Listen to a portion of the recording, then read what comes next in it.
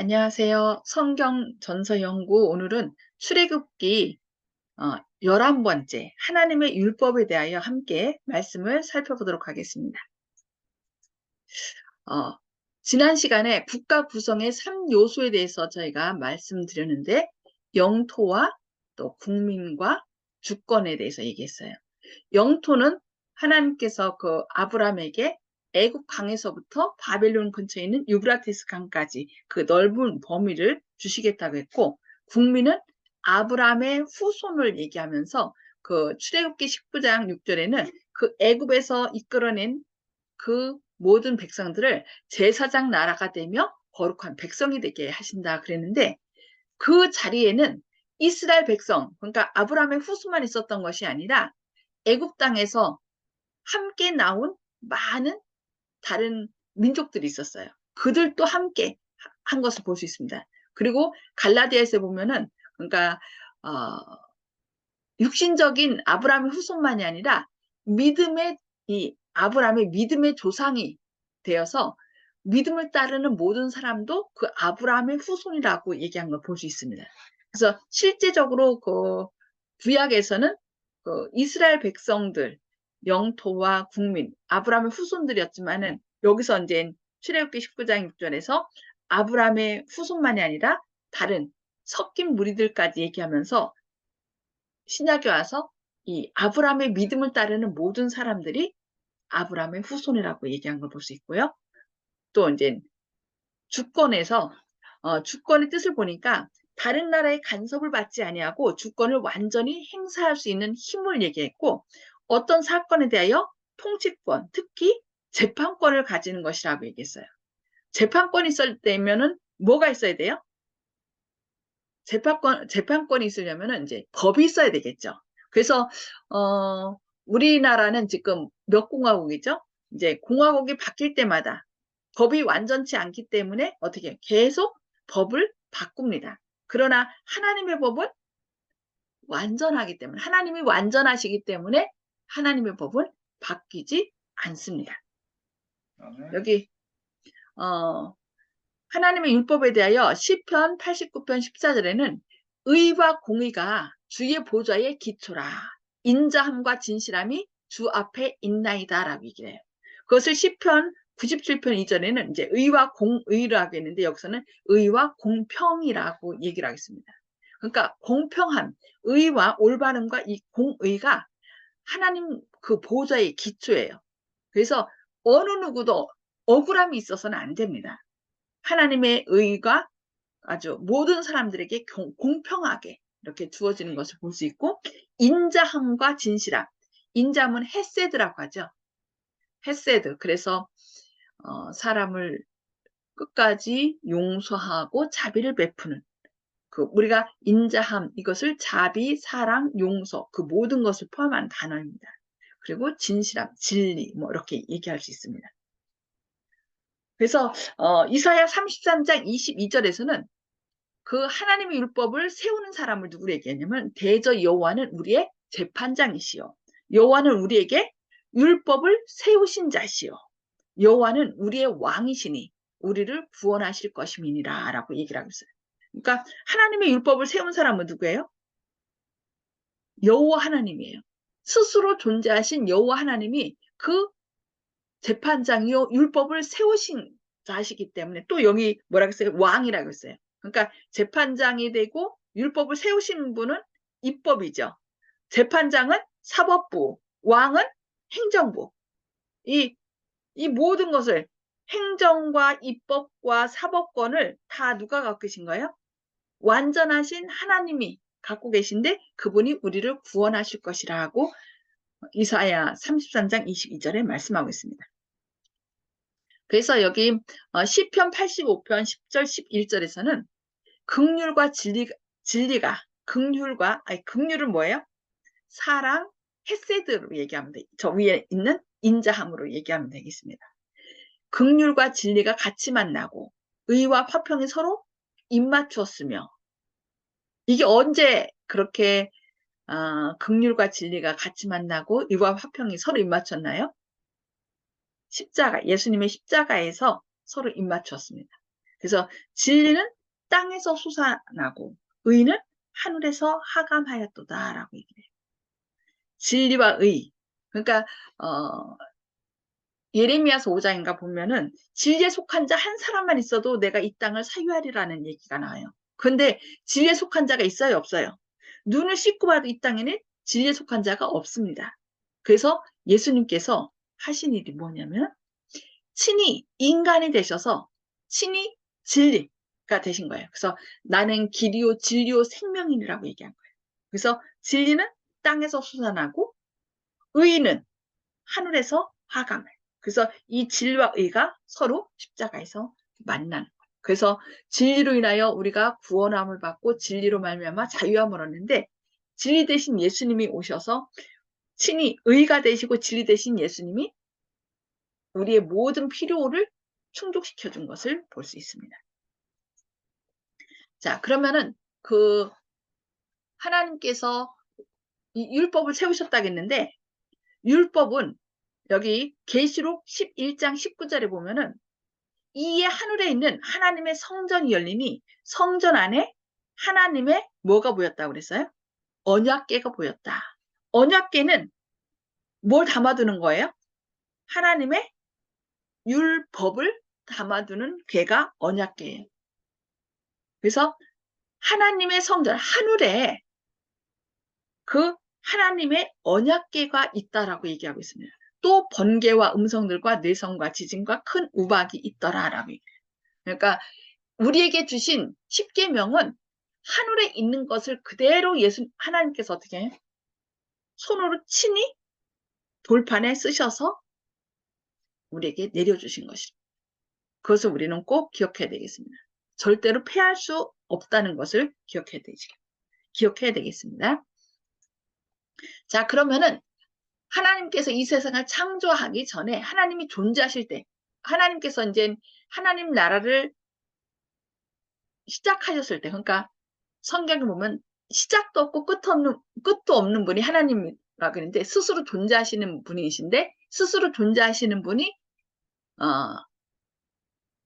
나라가 있어야 되면 뭐 해야 돼요?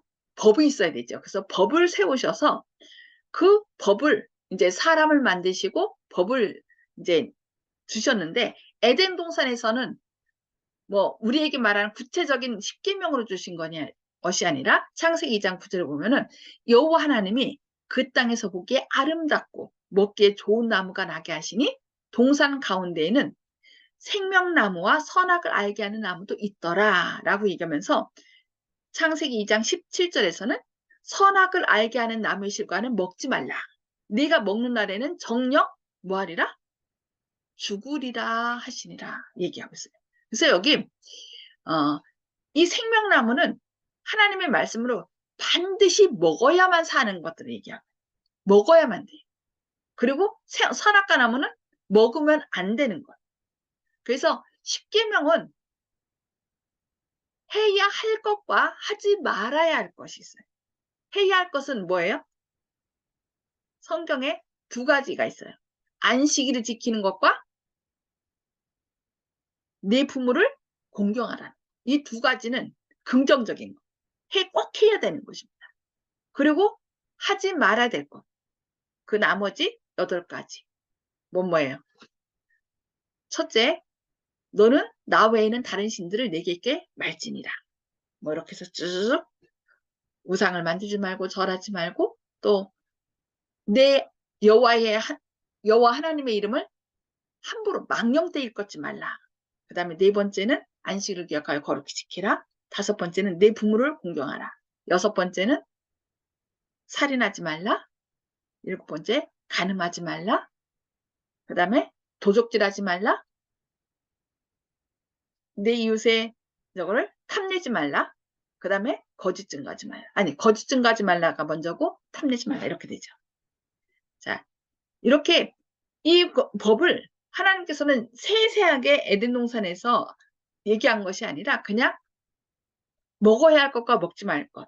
이 선악을 알게 하는 남의 실과는 먹지 말라. 먹는 날에는 정령 죽으리라는 이런 법으로 말씀하신 거 볼 수 있습니다.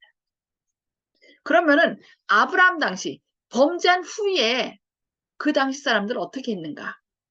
사람들은 그 율법은 누구에게만 줬다고 생각하냐면 유대인에게 주었다. 그러니 우린 지킬 필요가 없다라고 얘기를 해요. 그러나 창세기 26장 4절 5절에는 여기 뭐라고 했냐면은 내 자손을 하늘의 별과 같이 번성케 하며 이 모든 땅을 내 자손에게 주리니 내 자손을 인하여 천하 만민이 복을 받으리라. 이는 아브라함이 내 말을 순종하고 내 명령과 내 계명과 내 율례와 내 법도를 지켰음이니라 하시니라. 뭘 지켰다고 얘기해요? 명령과 계명과 내 율례와 내 법도를. 그러니까 시내산에서 주는 그 성문화된 글자화된 법규는 주진 않았지만 그들이 아담을 통하여 계속 전해져 내려온, 그러니까 처음에는 선악과를 먹지 말라고 했지만 범죄 후에 구체적으로 그 지켜야 할 계명을 주셨겠죠. 그래서 그것을 계속 그들이 구전을 통해서 전해 내려온 거예요. 그래서 여기 창세기 26장 4절 5절에는 내 명령과 아브라함이 내 말을 순종하고 내 명령과 내 계명과 내 율례와 내 법도를 지켰다라고 이렇게 말씀하는 것입니다. 그러면 아브라함 당시 족장 시대에는 이렇게 구전으로 내려오는 하나님의 계명을 지킨 걸 볼 수 있고요. 그 다음에 무슨 일이 있었어요? 출애굽 당시의 율법, 그 만나 사건을 통해서 뭘 얘기했냐면은 여호와께서 모세에게 이르시되 어느 때까지 너희가 내 계명과 내 율법을 지키지 아니하려느냐. 그러면서 볼지어다 여호와가 너희에게 안식일을 주므로 제6일에는 이틀 양식을 너희에게 주는 것이니 너희는 각기 처소에 있고 제7일에는 아무도 그 처소에서 나오지 말지니라.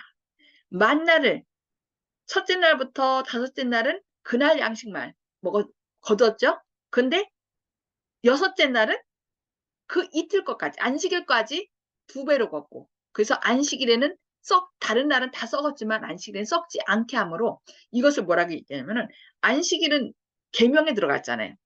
그래서 너희가 언제까지 어느 때까지 내 계명과 내 율법을 지키지 아니하려느냐라고 말씀한 거 볼 수 있습니다. 그러니까 결국 이스라엘 백성들은 시내산에서 하나님의 율법을 성문화된 율법을 받기 전에 이미 그 조상들을 통하여 아담이나 노아나 뭐 쭉 해서 아브라함이나 그 조상들을 통하여 이 계명과 율법을 전수받은 것을 저희가 이 말씀을 통하여 볼 수 있습니다. 그래서 이제 시내산에서 실제로 하나님께서 어떻게 하셨어요? 율법을 주신 것입니다. 그 율법이 마태복음 출애굽기 20장 1절부터 이제 쭉 보면은 하나님께서 이스라엘 백성을 애굽에서 인도해 냈으니 하면서 너는 나 외에는 다른 신을 잊게 말지니라 하면서 아까 제가 말씀드렸던 그 10계명을 말씀합니다. 그래서 여기 그 쭉 얘기를 하면서 출애굽기 23장 12절에 여호와께서 모세에게 이르시되 너는 산에 올라 내게로 와서 거기 있으라. 너는 그들을 가르치려고 내가 율법과 계명을 친히 기록한 돌판을 내게 주리라. 그러면서 이 돌판을 어떻게 했어요? 하나님께서 친히 기록하셔서 그것을 모세에게 준 것을 볼 수 있습니다. 그래서 이 율법도 뭐가 있냐면은 그 하나님께서 친히 기록하신 10계명이 있고 또 하나님께서 그 모세에게 책에 기록하게 한 율법들이 있습니다. 그래서 이 율법은 하늘 그 성전에 있었던 성수에서 본 그 율법은 하나님께서 친히 돌판에 기록하신 것이고 그 나머지 뭐 종을 사면 어떻게 해야 되고 누가 손해를 입었으면 어떻게 해야 되고 이런 것들을 이렇게 자세한 판례들 조례들은 모세가 직접 어떻게 했어요? 손으로 하나님께서 말씀하신 것을 손으로 썼습니다. 그래서 그것을 법궤 옆에다가 이렇게 보관한 것을 볼 수 있습니다.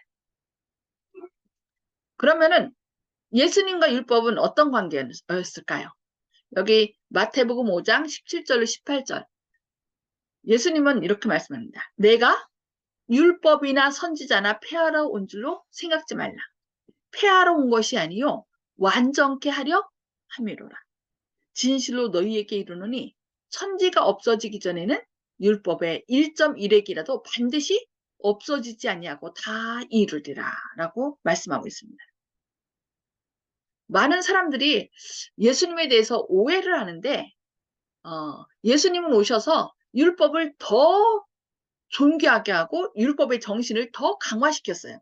마태복음 5장부터 8장까지 뭐가 나와요? 7장까지 산상보훈이 나오죠. 산상수훈 가운데 보면은 율법을 더 강화시킨 걸 볼 수 있어요. 근데 이제 예수님께서 그 안식일 같은 경우 그 안식일의 정신은 버리고 안식일을 오히려 억압의 날로 만들었죠. 이 하나님께서는 이 안식일이 사람들이 억압에서 벗어나고 자유를 누리고 하나님 안에서 참된 자유와 기쁨을 누리도록 이렇게 안식일을 제정하셨는데 이 안식일을 통하여 사람들을 억압하는 것으로 만들었어요. 왜냐하면 이 이스라엘 백성들이 바벨론이나 이런 이방 나라의 포로로 잡혀간 것이 결국 하나님의 율법을 지키지 않았기 때문이거든요. 그래서 그들이 그것을 더 법조화해 갖고서 만들어낸 것이 탈무드예요. 그래서 안식일에 대한 거는 하나님의 뜻이 아닌 뭐 이상한 뜻으로 이렇게 잘못 펼친 걸 볼 수 있습니다. 그래서 하나님께서는 예수님께서 오셔서 오히려 어떻게 했어요? 그 율법을 더 강화시키고 그러니까 그들이 왜곡된 것을 바로잡고 그래서 안식일은 사람을 위하여 있는 것이 아니요 사람이 안식을 위하여 있는 것이 아니요 안식일이 사람을 위하여 있는 것이라고 마가복음 2장 27절 28절에 말씀하고 있습니다. 그래서 예수님께서 이 땅에 오신 것은 폐하러 온 것이 아니고 완전케 합니다. 죄의 삭은 율법은 뭐예요? 뭘 얘기해요? 죄의 삭은 사망임을 우리에게 얘기합니다. 그래서 그 사망인 것을 분명히 사람은 너 선악과 따먹으면 죽어 라고 얘기했는데 어떻게 했어요? 따먹었잖아요. 그러면은 누군가 죽어야 돼요. 그래서 예수님께서는 그 죄의 대가를 누가 치르신 거예요? 본인이 제정하신 분이 내가 너 대신해서 죽겠다. 그러면서 이 땅에 오신 거예요. 그러니까 만약에 율법 폐할 것 같으면은 잠깐만 염려할 거 없어. 내가 이거 바꿔버리면 되니까 너 염려할 거 없어 라고 하면 돼요. 그러나 예수님께서는 하나님의 율법이 완전하기 때문에 폐하면 안 되죠. 그래서 율법의 죄의 삭은 사망인 것을 지킴으로 히브리서 9장 20절에는 피 흘림이 없은즉 사함도 없다라니. 그래서 죄의 값은 율법이 죄의 값은 사망이라고 얘기하기 때문에 예수님께서 친히 이 땅에 오셔서 죄값으로 우리의 죄값으로 대신 돌아가신 거고 대신 우리를 대신하여 돌아가심으로 그 사랑을 이루신 거죠. 그래서 아까 시편 85편 10절 11절에 말씀했듯이 긍휼과 진리가 같이 만났다라고. 그래서 십자가에서 하나님의 사랑과 진리가 함께. 그래서 하나님의 법은 폐할 수 없다는 것. 그래서 누군가가 죽어야 되는데 제정자 대신 예수님이 친히 돌아가심으로 하나님의 인간에 대한 하나님의 사랑도 같이 이렇게 충족시킨 것 볼 수 있습니다. 그래서 십자가에서는 긍휼과 진리가 같이 만난 것이 바로 십자가인 것입니다. 그래서 십자가를 통해서 하나님의 율법은 절대로 폐할 수 없다는 것을 우리에게 말씀하고 있는 것입니다. 자, 그러면은 많은 사람들이 왜 율법은 폐했다고 얘기할까요? 성경에 보면은 그 갈라디아서나 이렇게 가끔 골로새서에 보면은 뭐 무익함으로 폐하고라는 말이 나와요. 그것은 갈라디아서 3장 19절에 보면은 그런즉 율법은 무엇이냐? 범법함을 인하여 더한 것이라 라는 말이에요. 여기 율법 A가 있고 여기 범법할 때 법을 범했다는 거잖아요. B가 있어요.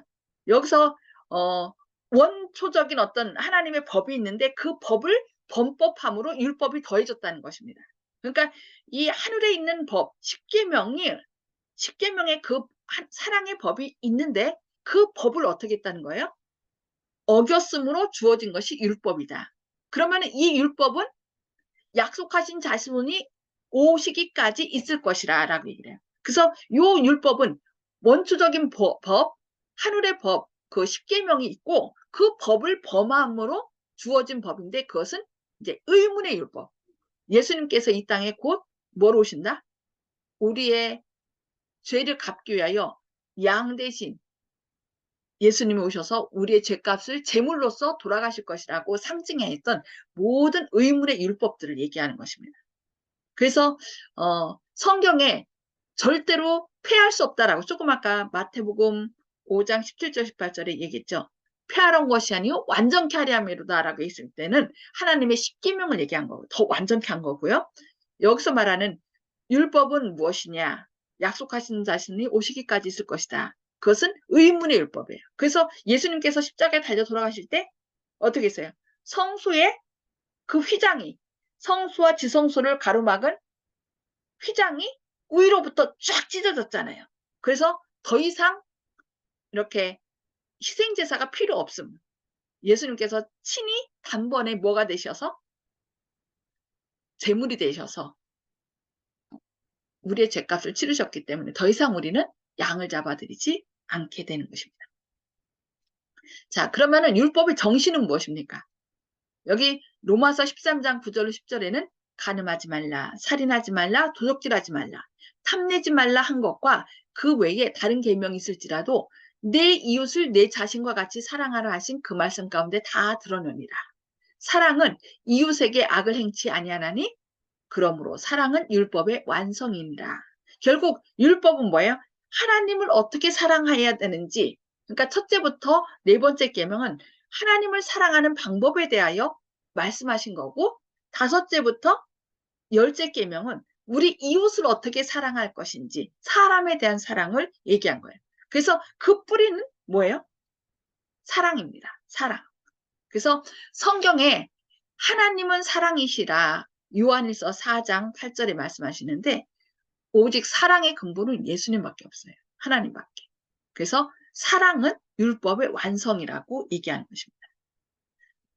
그래서 이 시내산에서 하나님의 율법을 신이 손으로 써서 돌판에 써서 우리에게 주셨던 하나님께서는 이제 히브리서 10장 16절 17절에는 주께서 가라사대 그날 후로는 저희와 세울 언약이 이것이라 하시고 내 법을 어디에 둔다고요? 저희 마음에 두고 저희 생각에 기록하리라. 결국 하나님의 율법은 결국 뭐예요? 하나님의 품성이에요. 하나님의 품성은 뭐예요? 사랑이죠. 그래서 그 사랑을 온전히 우리의 마음과 생각, 이 마음도 결국 여기가 아니라 여기죠. 우리의 마음과 생각, 전두엽에 기록할 것을 이렇게 얘기하고 있습니다.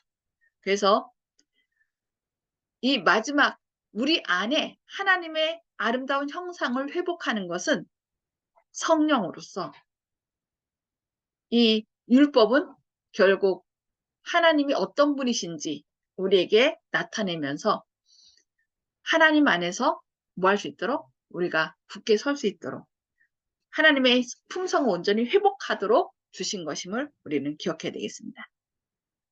이 말씀을 기억하면서 이 마지막 때 사람들이 하나님의 율법을 폐하는 이때에 하나님의 온전한 품성을 회복하여서 하나님의 영광을 드러내시는 저와 여러분 되기를 바라면서 오늘 하나님의 율법에 대한 말씀 마치도록 하겠습니다. 혹시 질문하실 거 있나요? 기도하고 마치도록 하겠습니다. 기도하시겠습니다. 하늘에 계셔서 저희들을 사랑하신 아버지, 주님께서 저희를 사랑하심으로 사랑의 통치를 보여주시고 또 사랑을 그 계명으로 표현해 주신 것 인하여 감사합니다. 주님, 저희가 그 법을 깨트림으로 죽을 수밖에 없었지만 주님께서 친히 저희를 대신하여 이 땅에 오셔서 십자가에 달려 돌아가심으로 법의 율법의 완전함을 입증하셨고 또 인간에 대한 사랑 또한 입증해 주신 놀라운 사랑이나요? 감사합니다. 세상 사람들이 하나님의 율법을 유린하고 파괴하는 이때에 주님 저희의 마음 가운데 주님의 온전한 사랑을 아로새김으로 주님의 품성을 회복시켜서 주님의 영광을 드러내는 저와 또한 모든 사랑하는 성도님들 되게 하여 주시옵소서. 주님의 크신 사랑과 은혜가 오늘도 함께 하시고 또 지금 독감으로 인하여 어려움 가운데 있는 차은수 집사님과 또 저와 윤 장로님 또 박일교 집사님 또 여러분들과 또 원치 않는 질병으로 인하여 또 암과 투쟁하고 있는 신희경 따님 또 노주희 성도님 어머님 또 많은 분들 기억하여 주시고 그분들이 또 노병의 성도님 또한 주님의 능력으로 회복시켜서 건강케 하여 주시옵길 바라오며 예수님의 이름으로 간절히 기도합니다. 아멘. 아멘. 아멘. 네, 감사합니다. 하나님의 사랑, 감사합니다. 네, 하나님의 사랑과 은혜로 행복하시기 바랍니다. 아.